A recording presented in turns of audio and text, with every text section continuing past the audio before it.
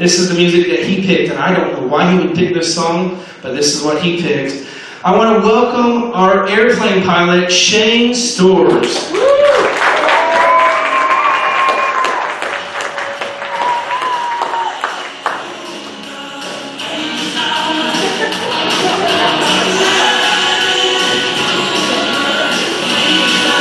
Well, welcome to Super Sunday. We're glad you're here. Now, Shane is a friend of Super Sunday. You guys may not know, but Shane's been a long-time friend of Super Sunday in this church. So we're glad to have you here, glad to meet you. I've known you for a while. Maybe you didn't know me, but I knew who you were. But you've known my parents for a while. So if you want to have a seat, we're gonna go over what happened. Now, Shane's no ordinary airplane pilot. Shane's a special airplane pilot, which we're going to cover a little later in the interview what makes him special. But basically, go ahead and how long have you? Well, who do you work for, Colonel? Well, I work for Air Choice One Airlines, based out of St. Louis, Missouri. Back in 2003, we called ourselves Multi-Aero, which was a charter company. Okay, and you were owner.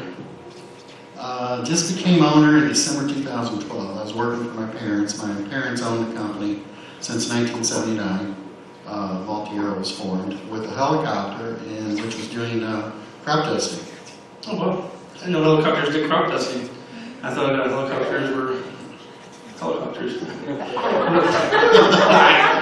Usually you just see the little crop dusters doing crop dusting, the little airplane. Anyway, let's move on past this. So, before you were owner though, you were a pilot, correct? Yes, I'm a airline transport pilot, also a certified flight instructor. I can teach people how to fly. I have roughly right now 15,000 flight hours. I've got my junior wings here. We brought, I'm going to go flying after church. We brought wings for everybody after service here. So I'm not special. But everybody gets a set of junior pilot wings. I just wear mine so everybody knows how good they look. But the aircraft we're going to talk about here in a little bit, it was a Learjet. They're made in Wichita. It used to be built in Wichita, Kansas. And it's a 1974 Learjet. When you fly different types of aircraft, it takes different types of licenses. This aircraft here could fly up to 45,000 feet, roughly 500 miles an hour. It could take you a long distance in a short period of time, which is great, but it was fun to fly. But this aircraft also has the older type engines that were built, or that was designed back in the 40s and the 50s. And we'll get to that in a little bit, why that's so important about this aircraft. Okay, so for anybody who's out here tonight that thinks maybe one day I want to be a pilot, how long did it take you to get your pilot license, to be able to fly, period? I know that's the first step, is you got to be able to fly on your own, and then you got to go farther to carry passengers, correct? Well, the minimum age to solo by yourself, that's to fly the aircraft by yourself, is 16. Then the minimum age to get your private pilot's license is 17. So there's a lot of stages. It's like going to college your whole life.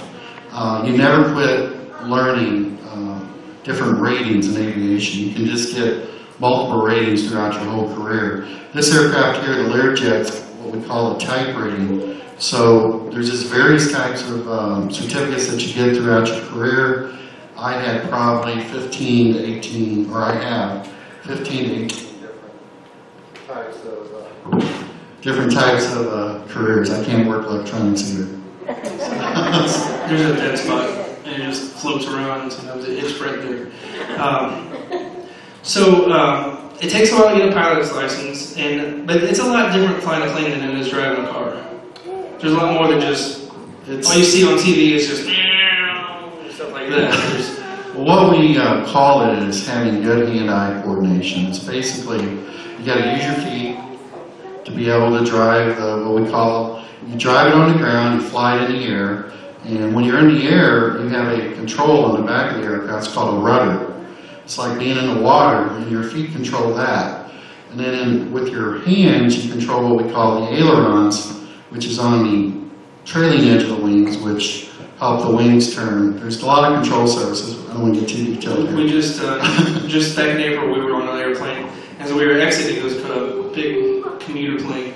And as we were exiting, the pilots were coming out of the cockpit, I looked in there and there's just hundreds of gauges and buttons and lights and levers and whatever. It looks difficult, but once you get it, it's pretty easy. It's like learning anything. It's just getting all the information in your head, learning it, and just having good hand-eye coordination. So if you're good if you can drive a car good, you probably could be a pilot. You hear that, Amanda?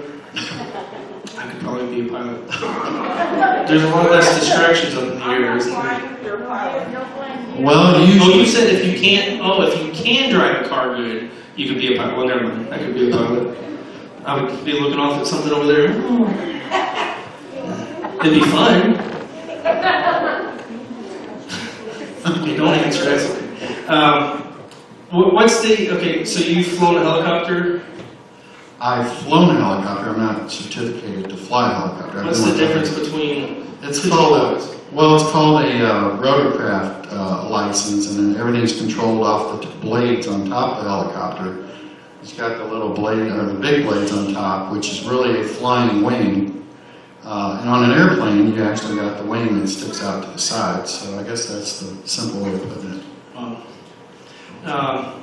So now something happened 10 years ago, and we can start moving into that direction of what had happened.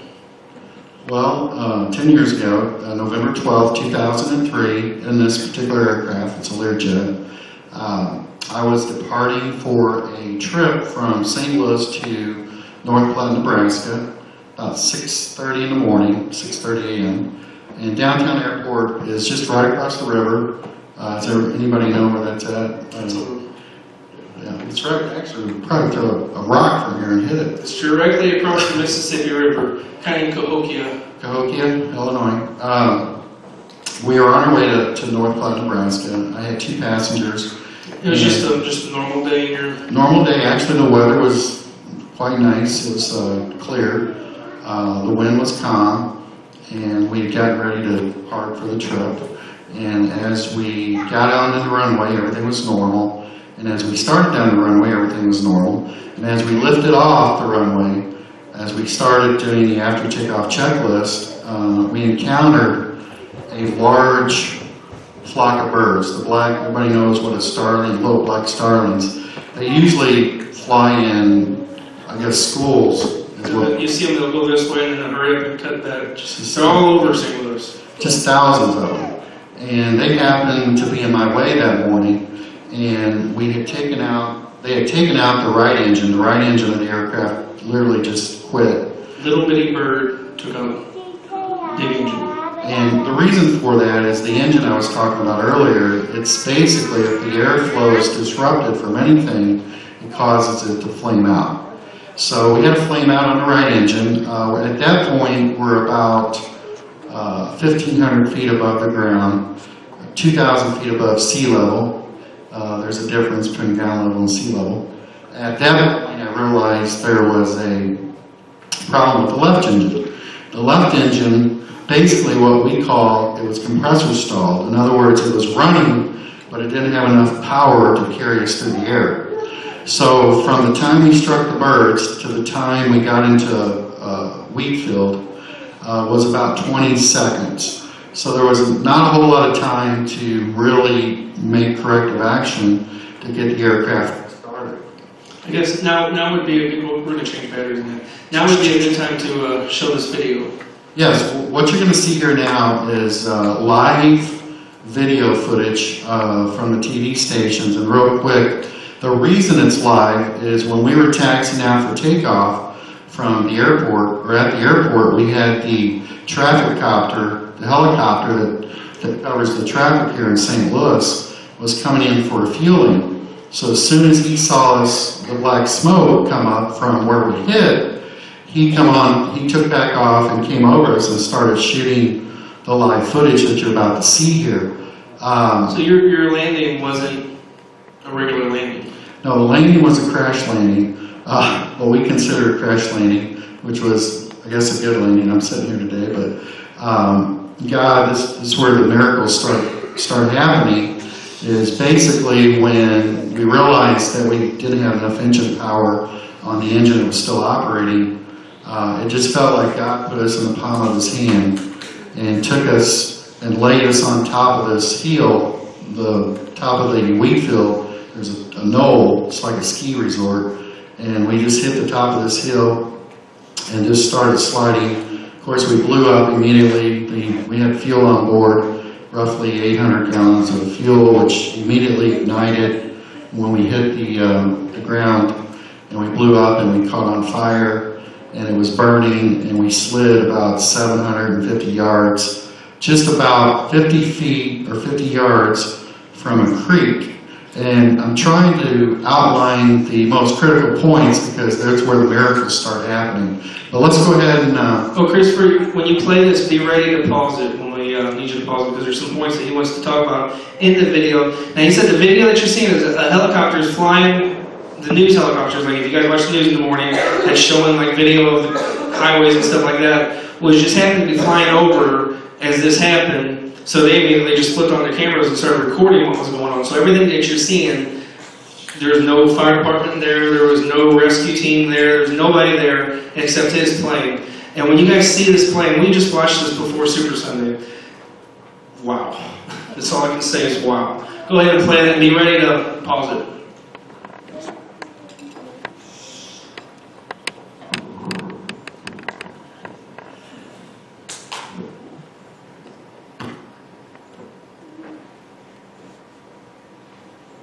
United a struggling Learjet to a fiery crash landing in a wheat field 2 weeks ago. Credit divine intervention for their survival. They had just taken off from St. Louis downtown airport. And tonight, Fox News' Betsy Bruce brings us their incredible story. By the time rescue That's his crews point. reached the crash site, it was hard to believe anyone could Stop it there for a survive. second, Christopher. You want to go ahead and talk about this now? Yeah, you don't have a pointer, do You don't have a you? pointer, you just walk up to the screen. But there's a passenger door. If you all can see, there's a door that's now open, but there's footage as we continue to go on that door is closed. And when you see that door closed, I'm still sitting in the cockpit with the flames going around me. So you go ahead. At the landing, but 4 men walked away. A trail of debris in this wheat field south of Belleville marks the belly landing executed by The pilot door's closed Shane right there. Stores. With having minimal maneuvering capability, I picked the best suitable field that I saw for time that was remaining with the least amount of altitude and time that we had. Stores and his co-pilot Mike Walden have been hailed as heroes, but they look at the experience differently. God was obviously with us through this whole thing. The federal investigation into the crash of this business. Stop there. So you guys see the difference? The door is still closed. So you don't see that one part on the left side of the airplane right now. So I'm actually right in it still. So you can see the flames coming around me. Is still underway, but the pilots suspect birds flew into their engines at about 500 feet altitude. We were in a departure mode, so right after takeoff, there's not a whole lot of time to maneuver the aircraft to dodge any type of bird activity. We're coming down pretty good, so we hit pretty hard. I think that's where we got our back injuries and stuff from. As we were sliding along, I remember seeing fire off one side of the aircraft. Co-pilot Walden got their 2 passengers out through an emergency exit, but the main exit was jammed. Yet pilot Stores got out that jammed door before flames engulfed the jet. The only thing I can really know what happened is it was a miracle from God A miracle. and His angels fighting angels down for pulling from the wreckage. Stores is recovering from a broken bone in his back. Walden is still sore. Despite their close call, both men are eager to be back flying. Betsy Bruce, Fox 2 News. The 2 pilots see their survival as proof God was watching over them. They intend to share that story with others. St. Clair County Field are talking for the first time about their ordeal. They tell Kara Caswell it is a miracle. They and their 2 passengers. Second newscast claiming a miracle. Pilot Shane Stores and Mike Walden know how lucky they are to be here today. Lucky to walk into an afternoon news conference after living through this fiery Learjet crash. Oh, I thank God it's a miracle from heaven. Everybody walked away with minor injury. I had lacerations on my forehead. My shirt was totally blood red. but I'd broken my back. Storrs was taking 2 St. Louis lawyers to Nebraska for a case when disaster struck. Approximately 500 feet above ground, we had saw birds coming to view of the aircraft, and seconds later, we lost the right engine had totally quit. Their best option, a crash belly landing in this wheat field. We were coming down pretty good, so we hit pretty hard. That's where we got our back injuries and stuff from. As we were sliding along, we were seeing fire off one side of the aircraft. Mike had said that he had started back for me, and then I had come running around the back of the aircraft. At that point, from what Mike had told me, the aircraft was totally engulfed in flames. The passengers escaped with just minor scratches. Both have thanked the pilots personally for saving their lives. The pilots say the credit isn't theirs to take. God saved their lives. I was the pilot behind the controls, but God guided us to the spot. The pilots work for Multi-Aero based in Festus. When they are fully healed, both plan to go back into the cockpit. Both say surviving this brush with death has given them a new appreciation of life. The NTSB continues investigating the incident. Larry, Vicki? Carrie Caswell, it is an amazing story, isn't it? See what Channel 5 says.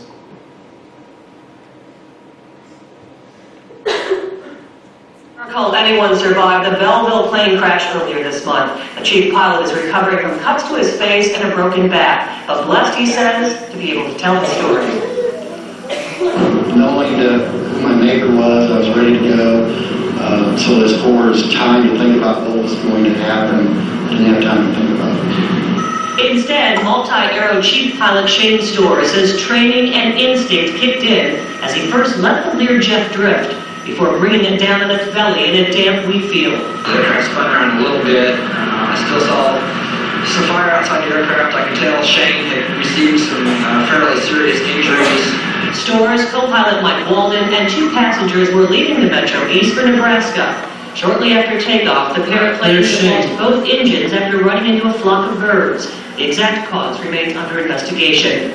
With Shane in shock and the fire spreading, Mike worked to get the passengers and himself out safely. And my concentration went on trying to get Shane because he was, like I said, obviously the most hurt, and I was trying to figure out how I was going to get him out. But just due to circumstances, it was going to be very difficult for me to get him out of there. So basically, I was just kind of yelling at him, trying to get him oriented so that he could get himself out. And the first time I saw him, he was coming around from the opposite side of the aircraft, so I don't know how he got out. And walked out through those flames. How Shane got out is another miracle. I'll share that with you at 6 o'clock. Third newscast. From Belleville earlier this month are telling their story. It is an amazing story of survival and what they call a series of miracles. Miracles. Chief pilot Shane Storrs and co-pilot Mike Walden slowly enter a hangar to meet with reporters. Still both in constant pain after their plane crashed near Belleville earlier this month. Storrs recovering from deep cuts to his face and a broken back. Oh, I thank God it's a miracle from heaven. Everybody walked away with minor injury. I had lacerations on my forehead. My shirt was totally blood red, but I had broken my back. But my co-pilot and passengers sustained minor injuries. The NTSB is investigating the crash, but Storrs and Walden believe they lost both engines when they flew into a flock of birds. The plane was leaving the Metro East for Nebraska. Storrs guided the Lear to a soft wheat field, placing her on her belly. He flew the airplane all the way to the ground in the best available spot to what we had. He just did a great job. Like I said, God was obviously with us through this whole thing. With the plane in flames, Mike got the 2 passengers out through the back. And somehow, Shane, in shock, was able to release a jammed door and escape from the front of the plane. The only thing I can really know what happened is it was a miracle from God to send his angels, guardian angels down to pull me from the wreckage. And coming up tonight at 10 o'clock, more on the crash investigation. I'll sit down for a one-on-one interview with the flight crew for a personal talk about surviving that accident. And co-pilot are still recovering from... And it goes on and on and on. But before church, we watched this, and every station that had played this airplane crash recognized it for what it was, a miracle. Now, something I didn't even think about, that that I believe your co-pilot had said you'd broken your back in this plane crash, but yet was able to come running around the airplane. That would be another miracle. Not only was you able to get out of the fiery plane, but with a broken back. Well, that's another miracle, correct. Where we landed there in the wheat field, owned by a farmer, and the farmer was actually, his house was just about maybe 1,000 feet from us coming over the field when we were coming in to hit the field. And he saw us from his kitchen window. He was drinking coffee, and he saw this thing coming in, and he didn't know what was happening. So he called his son, which lived up the hill, and said, "We think we have a plane crashing in our field." So his son, when we got stopped and the plane was on fire, came down in his four-wheeler, and he was trying. When Mike and the two passengers got out, they got out immediately because Mike was conscious, and so was the other two passengers. They went out a window in the back of the aircraft, and then because the door, I wish we had a photo of that, but the main door, it was jammed. They couldn't get out. So there's also an emergency exit window that they were able to get out of. The farmer's son was trying to get to that main door, which I don't know, it's on the opposite side. There's the window that they got out of, but the door is on the opposite side of the aircraft on that one. So that's not where the window's at, only on the other side? Yeah, on the other side. And from about here on back was totally inflamed, plus in flames, plus the wings. Because the wings hold the fuel, and also the tail had fuel in it. But the farmer's son, he was trying to get to me, but the flame was so hot, he couldn't get to the door. So that's when you guys saw in the video, there was two different shots. Of course, they were kind of backwards. But the door was still closed, and you saw the flames starting to come up to the front of the aircraft. I was still in the aircraft. And then this is where a supernatural miracle, I think God sent an angel inside that airplane, picked me up. I have no recollection of getting out. This is what's so awesome about sitting here with you tonight. I didn't know my back was broke. So I wasn't unconscious, but I was in shock or trauma and didn't realize what was going on. But I come out of that aircraft on my own, in my own strength. That door opened, got opened, and that's when I walked around in the front of the aircraft. And then the farmer's son put me on his ATV and drove me to that pickup truck you saw there. When I got to the truck, I was sitting on the tailgate, and that's when I looked down, and my whole shirt, everything was just red. That was blood. I had a big laceration in my forehead, and that's when I picked up a little memory. But before that, I didn't have a clue what was going on around me, other than after the fact. I like what you said before church started. You got to go from the airplane, high in the sky, to the ground, and then what? With the... After oh, on the stretcher. Yeah, so you saw me on the stretcher. I got airlifted. I had to go back up in the air, and I got airlifted to the hospital. So I got to fly immediately after I crashed. Pretty sure you were wanting to just stay on the ground. So there you go. That's a good shot. So this door, it's a two clamshell door. So this door closes first, and that door comes down. And then to get out, that top door opens first, and that was the part of the door that was jammed, that they couldn't get open. And I believe it's just a supernatural miracle from God to open that door, which I believe is an angel. I believe in angels. Does everybody believe in angels? Yeah, I believe in angels. Okay, so that's a pretty cool miracle. You guys agree? Yeah. But God had done a miracle that was even better than this before this, right? Correct. Okay, you want to talk about that miracle a little bit? Well, my whole life, at this time that I crashed, I was roughly 39, 40 years old. I guess I was 40. And my whole childhood, as you kids are young today, I was in Sunday school and kids' church and kids' camp and all the things. I grew up in church. And at about age 17, you got Jesus and you got the devil, correct? And the devil's always trying to lie to you, ain't he? Well, the devil caught me at 17 years old and started lying to me and took me into the world, and I was back in sin, or I went into sin for about 17 years.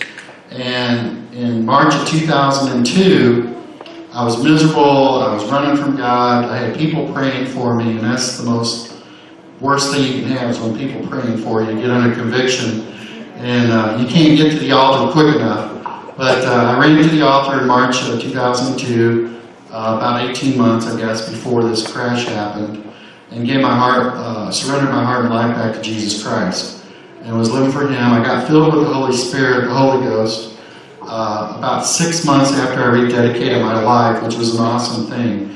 The church I was attending was a small church at that time, and the elderly people, this is another miracle. I don't know if the kids are going to understand this, but intercession prayer. Do you guys talk about intercession? That's when we take prayer requests. So we're going to have intercessors. We're the chain link that connects, say, Shane is on one side of the chain, and there's that gap to get to that other link of the chain, which is God. Well, there's a gap. Now, what intercessors are those who fill that gap, those who connect Shane to God, even though Shane himself wasn't connected to God. Does that make sense? It's a link. So if you guys know somebody who's not saved, you could be an intercessor. You could be a chain link that connects them to God. Now, they won't be saved, but they'll have God's hand on them, and God will work in their lives because you guys are intercessors. You're the chain link that connects the two. So the night before my crash, an elderly lady in our church, and my church, Sister Evans, which has gone on to be with the Lord now, but she had gotten woken up with about, well, actually before she went to bed, about 9 p.m. And I don't even know if she knew I was a pilot. I don't even know if she knew I was going to fly the next day. But she got really impressed to start praying over me, safety and other things. And she prayed till 2 a.m. for my safety and things she told me about. And that's what time I woke up to start my day trip. It's 2 a.m. in the morning. She went to bed. I started my trip. I got to downtown St. Louis about 5:30 in the morning. There's another brother, Brother Hoffman, that pastors a church down in our area, that also got woke up about 6 a.m. and started praying for me. So we got two people that's interceding that don't even know what's coming, which was awesome to hear after the fact of the crash. So Sister Evans, typically she gets up around 7 a.m. and makes her tea. She told me the whole story how it all went down, which is pretty cool. But that morning, God impressed her to turn the TV on. Well, as you folks saw, we started going live on the television. I hit the ground about 6:40 a.m. and this live coverage was on TV at 6:50, about 10 minutes after the crash happened. I was live news, breaking news in St. Louis. And Sister Evans turned that TV on, and she knew that was me flying the airplane and knew I was okay, which was just awesome. That was just another awesome miracle that God used a very prayerful woman in our church to give us the protection. So that was another miracle of intercession prayer. We covered this in Sunday school before. When God wakes you up, Marilyn had said it, there's a reason He woke you up. He tells you to put somebody on your mind. You start praying for that somebody that's on your mind, because you never know. I was telling the teenagers before church, we never know when our crash is going to be. We don't know when our plane's going to hit the ground, when our car is going to hit another car head on, when we're going to fall down the steps and break our neck, when we're going to walk out in front of a car and get hit. Whatever the story may be, we never know when our moment's going to be. How important it is to have Christ in our life, not just up until we're 17, but our entire lives. How important it is to have Christ in our lives, to be saved, to be living for Him, to be doing right, to be obeying, and to be the intercessors for someone who may not be, or whatever. God tells you to do it. Obey. It's going to work out. It's going to be what He wants. I promise you that. So that was part of the miracle there, of course, getting out of the aircraft. But through my rededication, I believe I've had this opportunity for a second chance, is what I call it, second chance at life. But I believe Jesus Christ, through my salvation and through my commitment back to Him, spared my life. And as I was going around the country giving my testimony 10 years ago, I would just say because of Him, I was here today. and the supernatural miracle that took place in my life, you just can't imagine. If anybody's ever had that, it's just the awesomest thing to talk about. But this testimony, or this circumstance, has reached over 6 million people worldwide. We were getting calls from London and Germany. I mean, it was just unbelievable how this has reached the people. And as you saw, I gave to God be the glory, because basically if it wasn't for Him, I wouldn't be here today. And what I tell people is, what Satan, God allows Satan to test, to do things in our lives, and to try us to see which way we're going to go and stay committed. And I believe right here, this God was saying, okay, go test it, and I'm going to let you go so far. And at the last minute, Jesus Christ took over and saved the situation. What the devil wanted to kill me with, God said, no, you're going to go so far, but you're not going to take his life. Have you ever seen a dog on a leash, and they're tied to a tree or whatever, and you go walk by and they come, what's that? And they hit the end of that leash. They get to go so far, and pretty soon they get yanked back by their leash. That's the devil. The devil's on God's leash. Now, God allows the devil to do things, and we don't know why certain things happen or whatever. I know why a situation like yours has been a testimony to maybe thousands of people who have been saved to hear a testimony of what an awesome God can do. Now, I know some other pilots that crashed that didn't make it who served a God that wasn't our God. And there's people that serve other gods and all these wannabe gods or whatever, and their planes hit the ground and they go with it into the ground. That's where they go.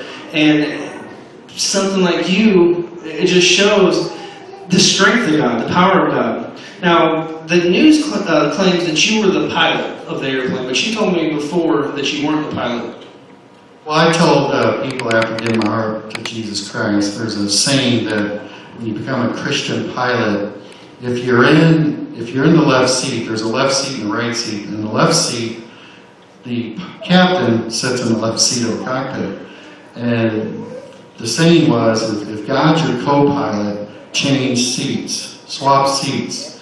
And what I tell people is, I'm God, God's my pilot, I'm the co-pilot. Because He's the driver of my life and all the circumstances in my life at this point, for eternity, hopefully. And just basically, if God is not your pilot, if God is not directing your life for the will that He's purposed for your life, then you need to swap seats. And we know that sometimes when we're our own pilot, things don't work out so well. That was 17 years of messing up. God didn't mess me up. I messed myself up by going wrong. I took the wrong path at the age of 17, but thank God, He took me back. That's what's awesome about God's love. The mercy and grace is just unreal. It's just an awesome thing. So how important do you think it is, if there's anybody sitting out here that's never had that miracle of salvation? We talk about miracles. Now, the miracle of salvation, the gift has been given. It's sitting there. All you got to do is come up and receive the gift. It'd be like if I had $1,000, I'd be standing holding my hand. What you would have to do is come up and pull it out of my hands. In order to give you wouldn't have to pull it out. I would just hand it to you. That's the way salvation gift is. It's nothing that God forces on you, but He's got it right there in His hands, and all you got to do is walk towards Him, and He gives it to you. So how important is it if there's somebody out here that's never had a personal relationship with Jesus Christ, how important it would be to let that miracle happen in their life? I think it's just to have the opportunity for God to have control of your life and take control of your life.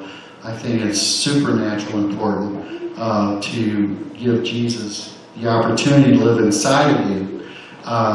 Yes, there's trials and tribulations that you go through. It's called testing times, but it's so much easier to go through this human life, this earthly life, I guess, with Jesus as your personal Savior than it is without Him. It'll be a whole lot better to have Jesus as your partner than anybody else. Would it be better if they waited till they got older, or do you think now would be a good time? I think now.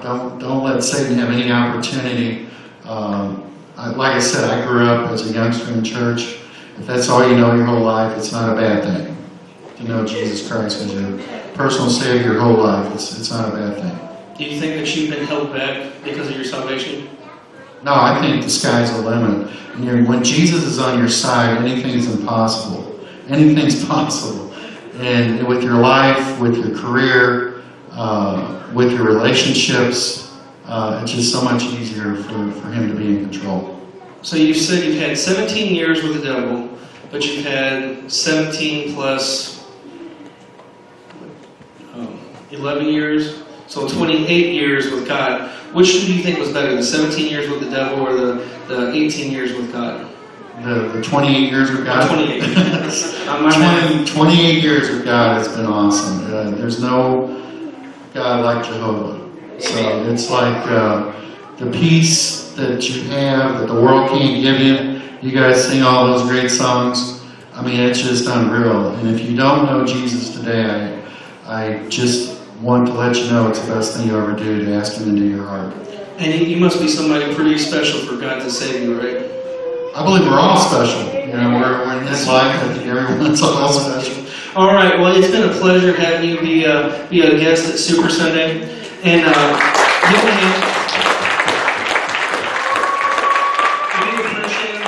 Shane's been a long time part of Super Sunday. This is maybe your first time at Super Sunday, so we appreciate you being a part of this. And at the end of every service, we always give you guys a chance that if you don't know Christ as your Savior, the Bible says you're not guaranteed your next breath.